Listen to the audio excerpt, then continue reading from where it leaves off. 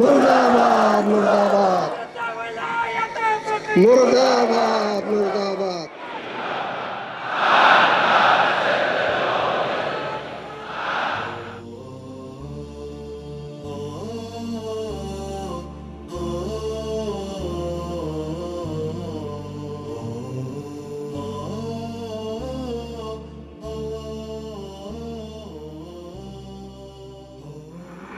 من شاید 35 سال قبل یا زودتر یا دیرتر خودم وقتی که مباحثه مکاسب می کردم ولایت فقیه را فی الجمله مفصل نوشتم.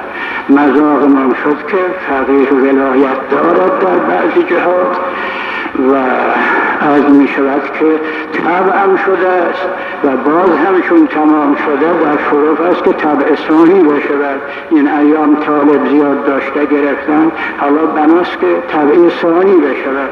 ابدا ضد ولایت فقیه نیستم که بگویم مرد بر ضد ولایت فقیه، اگرچه این شعار بسیار بی‌مورد است و من بعید می‌دانم که حضرت آیت الله خمینی این را شنیده باشد و جلو نگیرد.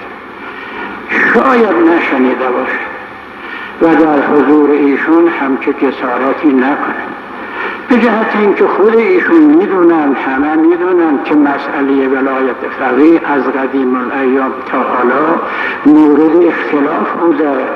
بعض علمای بزرگ اشکال دارند، مثل شیخ مرتضی اشکال داره، مثل بعض دیگر اشکال داره. حالا من بگویم هست، اون بگوید نیست، این مثل سایر اختلاف فتاوی هست که اگر بنا باشد. بنده گفتم که تسبیحات اربع یکی کافی است. یه آقای از من محترمتر گفت که نه، 3 تا لازمه.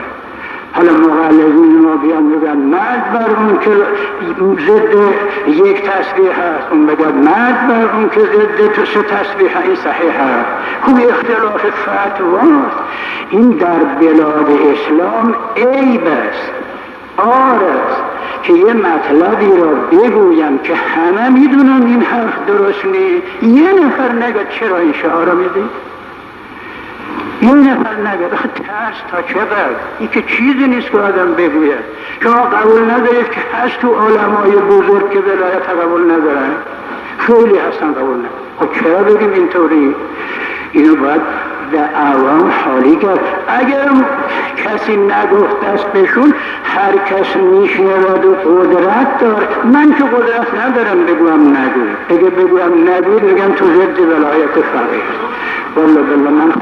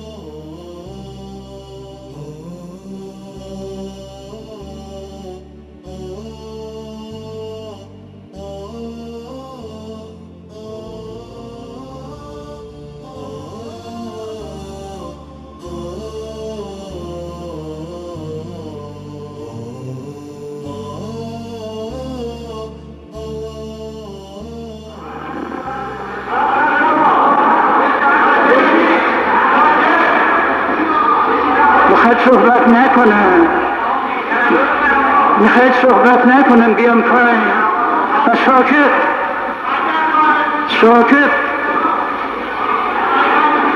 بفرمایید ساکت.